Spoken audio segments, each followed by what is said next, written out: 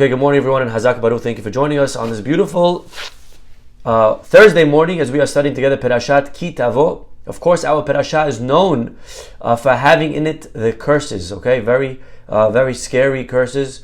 2 times in the entire Torah, there's a list of curses, God forbid, that will come upon a person that fails to adhere to the Torah and its commandments. The first time is in Perashat Bechukotai, which is the end of the book of Vayikra, Leviticus. And then it's in our Perashat Ki Tavo, and we schedule the reading of the Torah in a way that we make sure that we finish reading the Perashat Ki Tavo. It always comes out before Rosh Hashanah, if you pay attention. Every year, it's right before Rosh Hashanah. So you know when Rosh Hashanah is coming, Perashat Ki Tavo is coming. And why do we do this? It's on purpose, so that we read the Kilalot and we end the year as if to symbolize Tichle Shana V'Kilaloteha. Let the year and all of its bad end, and we're starting a new year with good. We don't want to read the new year curses, we want to start off on the good foot. So we end the year with all the Kilalot. And so our Parashah, chapter 28, begins, V'haya im shamoa tishma, if you will adhere to God's voice, to do the commandments that I'm giving you today, and then, beracha, beracha, beracha, beracha, beautiful. V'haya, but im lo tishma, and by the way, if you go to synagogue this week, you'll hear the Hazan lower his voice as he starts reading these Pesukim. Okay, a good reader should know to do that. Okay, V'haya im lo tishma, and if a person doesn't observe, then all of the curses, God forbid. Uba'u alecha, and the pasuk says, all of the curses will come on you. Vehisigucha, they will come on the person.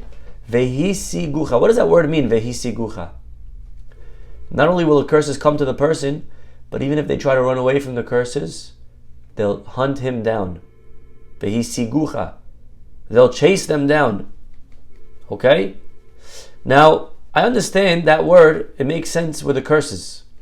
But my friends, what's very interesting is that when it comes to the blessings, go back to chapter 28, pasuk 2, it says the same exact pasuk, but for the good.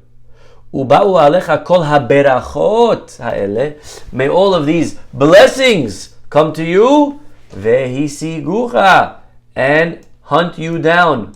An obvious question is, why would anyone need blessing to chase them? Who's running away from berachot? Why do I need bracha to chase me and to run after me? It should have said it by the curses, because we're running away from bracha, from curse, oh no, don't get me. But bracha, we all want bracha.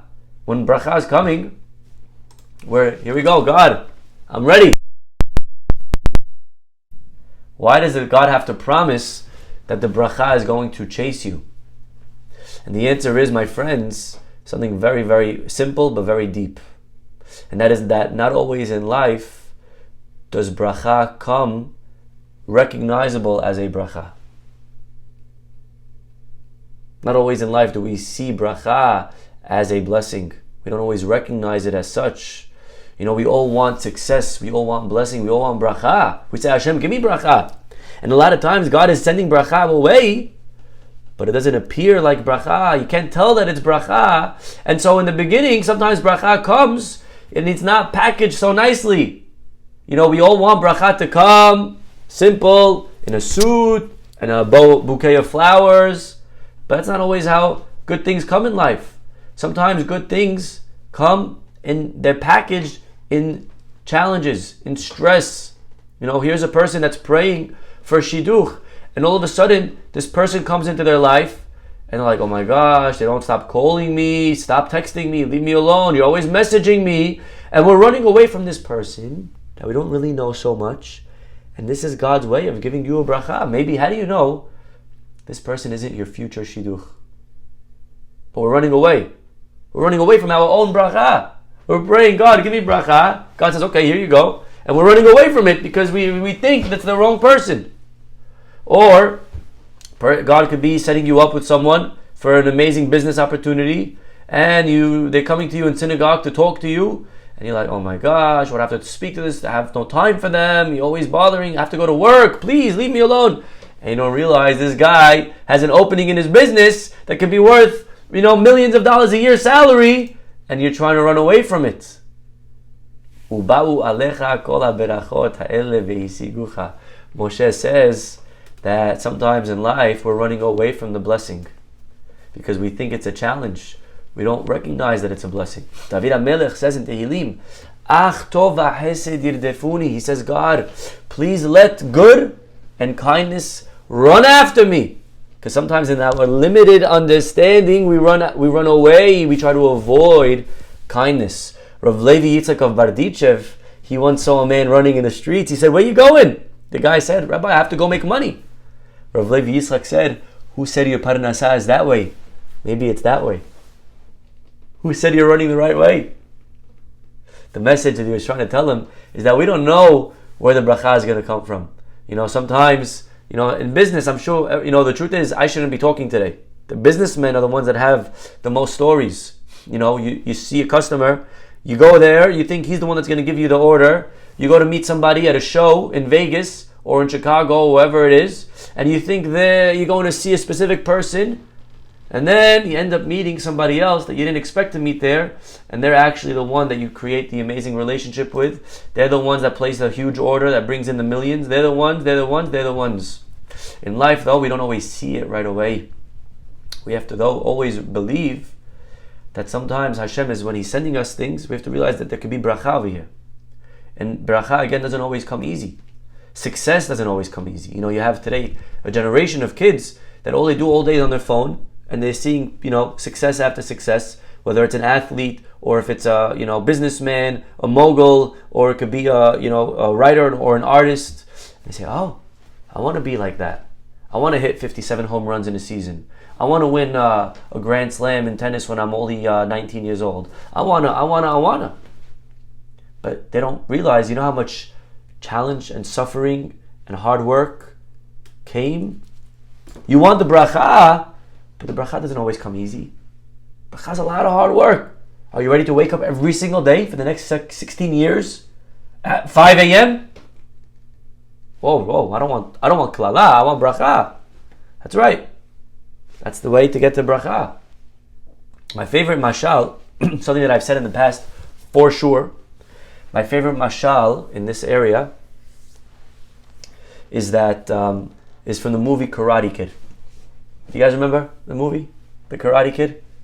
Remember Daniel's son, the little kid getting bullied in school, and he finds this Asian karate master, and he asks him, "Can you teach me karate, Mr. Miyagi? Mr. Miyagi, Allah Shalom." Okay, fine. And he says, "Mr. Miyagi, can you teach me karate?" And Mr. Miyagi says, "Okay, I'll teach you." And he comes the first day to learn karate, psyched, pumped.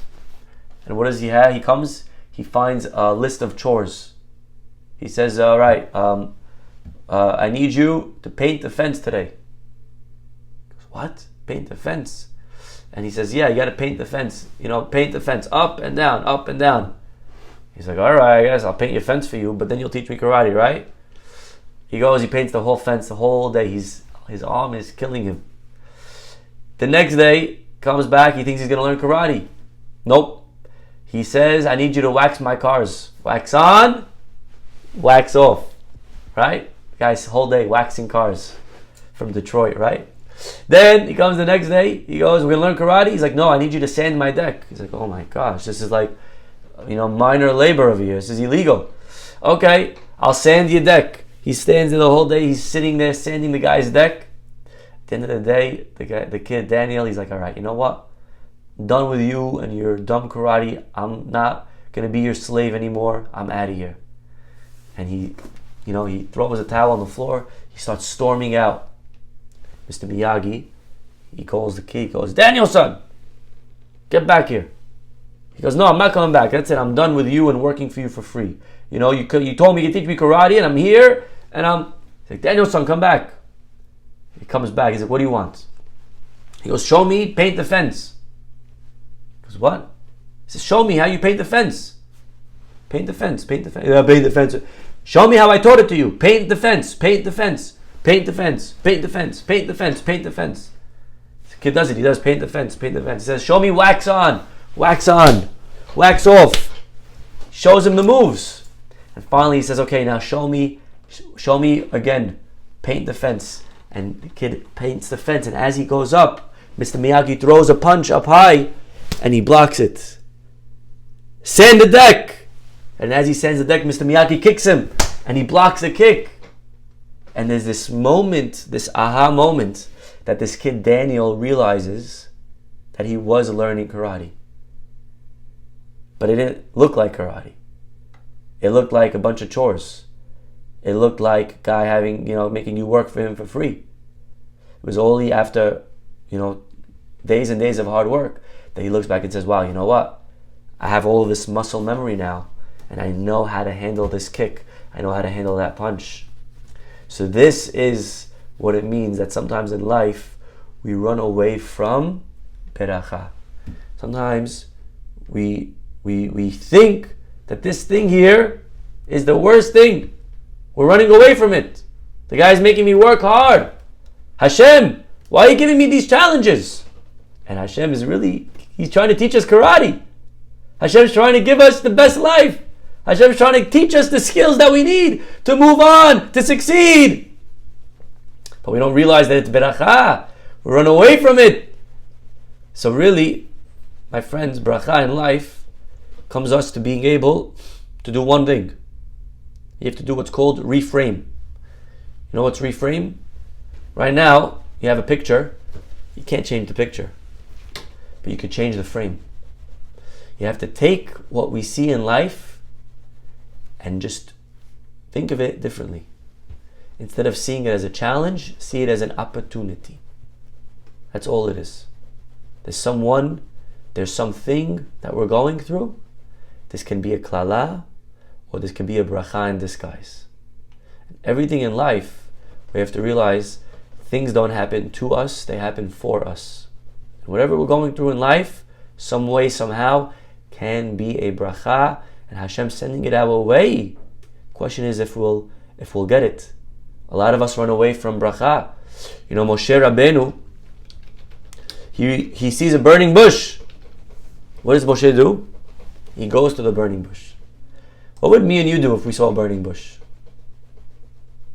Call 911 and run away. Yeah? I'm out of here. See you later. I'm not going anywhere near a fire. My parents told me, fire, bad. Stay away. Moshe Rabbeinu, he sees a fire. He sees this can be opportunity. He goes, and who does he find there in the fire? He finds HaKadosh Baruch Hu. So here, again, sometimes you see bracha, God, but God's not always, playing music on a beautiful cello. God sometimes is sitting there in the fire, in the heat, uncomfortable, in the middle of the desert. Gotta go find the bracha. But there's bracha there.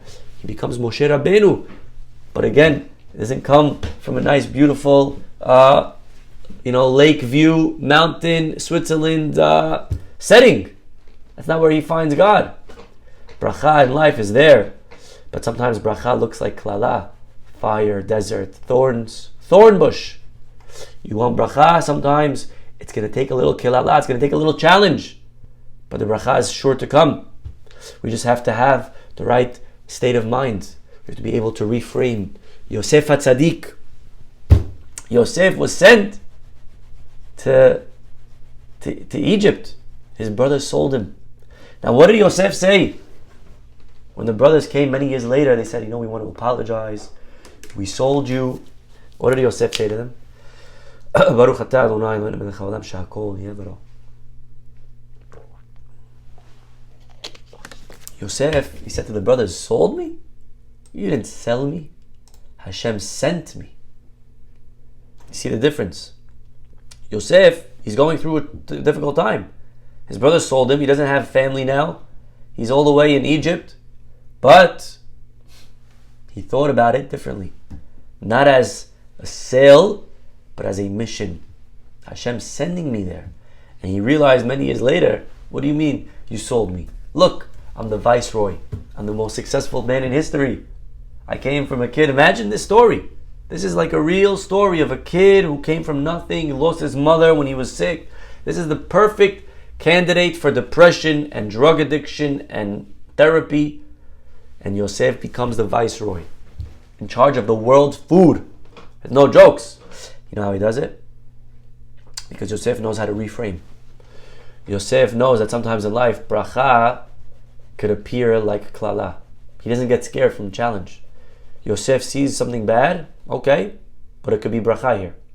And he carries that upbeat mentality, positivity with him wherever he goes. And he's looking for the way to squeeze the best out of this curse. Rabbi Wallerstein, he says a story of a girl came and she lost her job.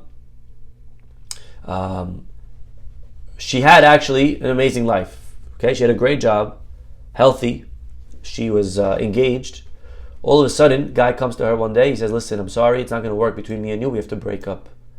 She couldn't believe it. This guy of the dreams, breaks up with her. Can you imagine how sad she is? A few days later, she goes for a checkup. Doctor finds she has cancer. A few days later, in her office, the boss calls her in. They're selling the company. Her position is going to already be filled. Sorry, find another job. She comes to Rabbi Wallerstein in tears. Rabbi, my whole life, in 1 week, in shattered. My job is gone. My health is gone. My fiance is gone. Just bury me now, God. Rabbi Wallerstein said to her, I like everything you said, except for one word. Instead of the word bury, use the word planted. Hashem's not burying you, He's planting you. You take a seed, you put it in the ground. What word do you use? Bury or plant? It's the burying, no? What's the difference between burying and plant? It's the same thing. Both underground. But a plant underground, you know, is going to rise up. It's actually, I'm putting you in the dirt, but not to suffocate you, not to hurt you. This is where you need this to go through in order to become who you need to be, in order to shine and become a beautiful, healthy plant. So Hashem is never burying us. Hashem is always planting us, but we have to reframe. We have to reframe. We have to realize things don't happen to us, they happen for us. Don't go through life, grow through life, right? These are all same ideas. But anyways, this lady, she said, all right, Rabbi, I hear what you're saying. I like what you said. Plant, fine, I'm being planted. She decided, you know what? If I'm going to die soon, I got to make the best out of my life.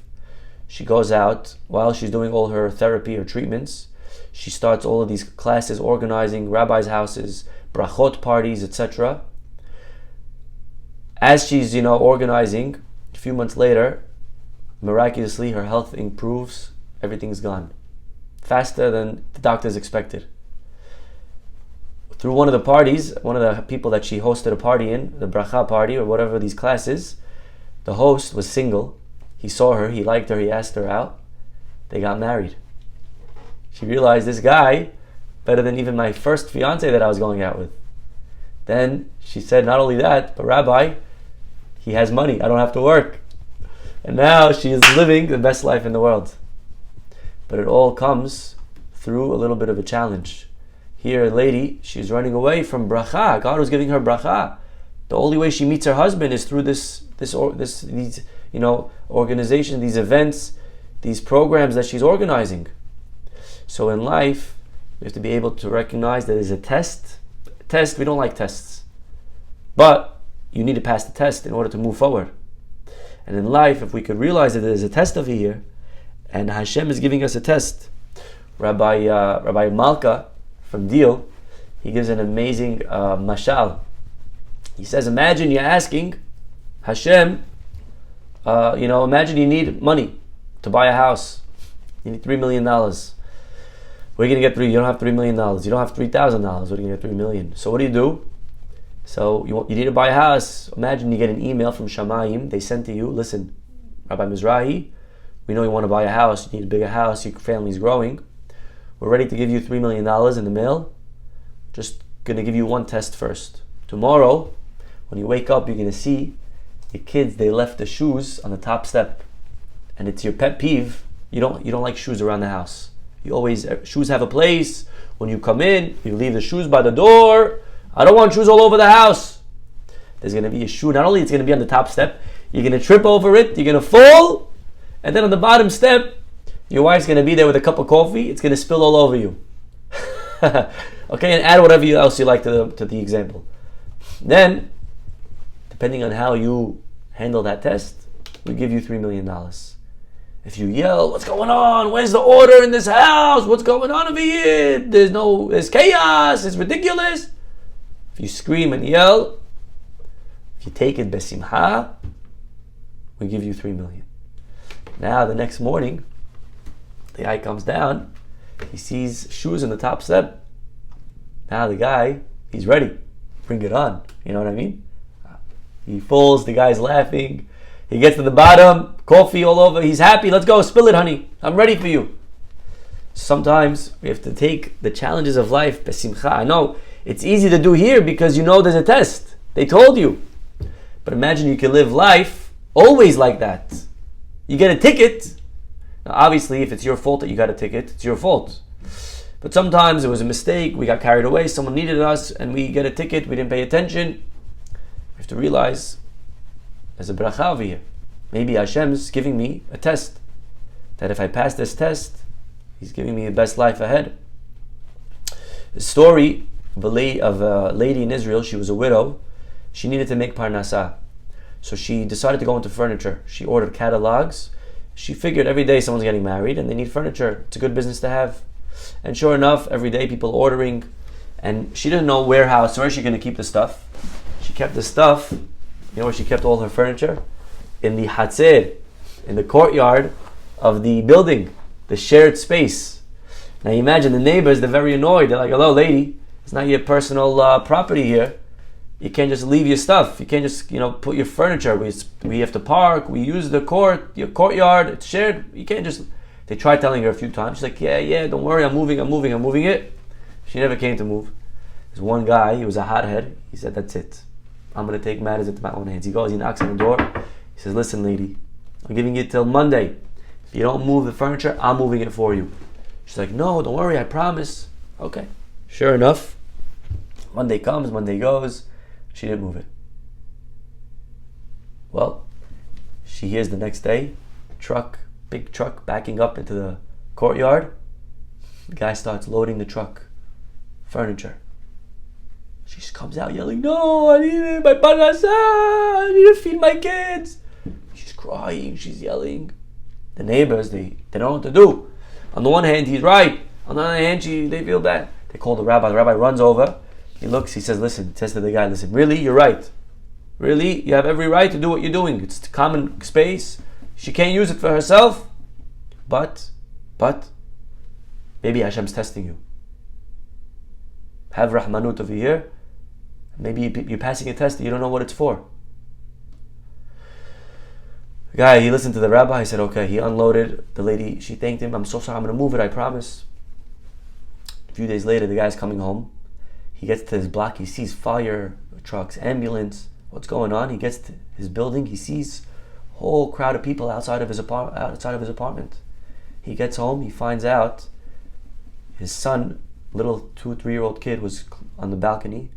He was hanging over, and somehow or another his weight shifted to the front. He fell off of the balcony, and where did he land? Right on the sofa. And his son's life was saved. Imagine the guy would have moved him. Imagine he would have moved the couch. His son, he would have had to give him a funeral. His son's life was saved because he passed the test. The rest of his life, this man would have been kicking himself if he moved the couch. I killed my own son. He would have never forgiven himself. But now, he passed the test. So this is a kilallah. This is a simple example. Has sometimes a couch which is annoying, and we're trying to get rid of it. Get rid of the bad things in life. We have to get it out of the way. Hello, this is a bracha for you. What are you getting rid of the bracha for? Because sometimes in our limited understanding, now sometimes we see the happy ending. Most times we don't. Many things in life I can't explain. No rabbi can. Oh yeah, Rabbi, so why did this little kid have to die? Show me the blessing over there. Show me the light at the end of the tunnel over here. The truth is we don't understand. But we also have to have the emunah that just like you have a baby, a baby knows one thing. He doesn't know a lot. But the baby knows, mommy loves me. He sees mommy picks him up, he's comforted. He smells the mother, he feels the mother's heartbeat. He knows the mother is there for me. But then one day the mother takes the baby to the doctor and he pulls out this long, pointy needle. All of a sudden, injects the baby. Ah! Baby's crying. Mommy, save me! And the baby's expecting mommy to pull him away from this scary, horrible man. And the mom doesn't pull him away.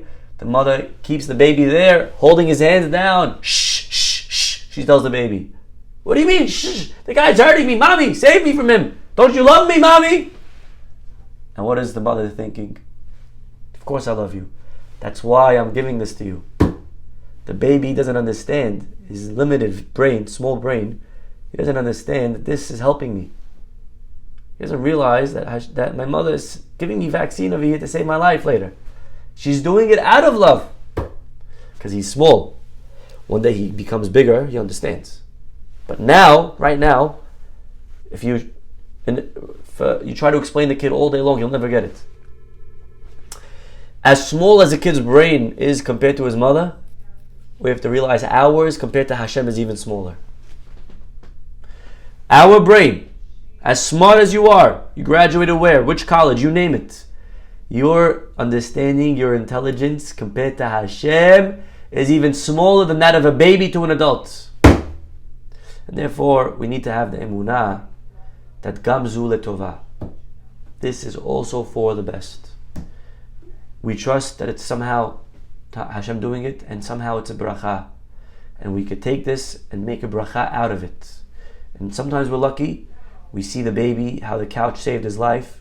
And we could see, how, Yosef becomes the head of the world. And we see the happy ending. And sometimes you don't.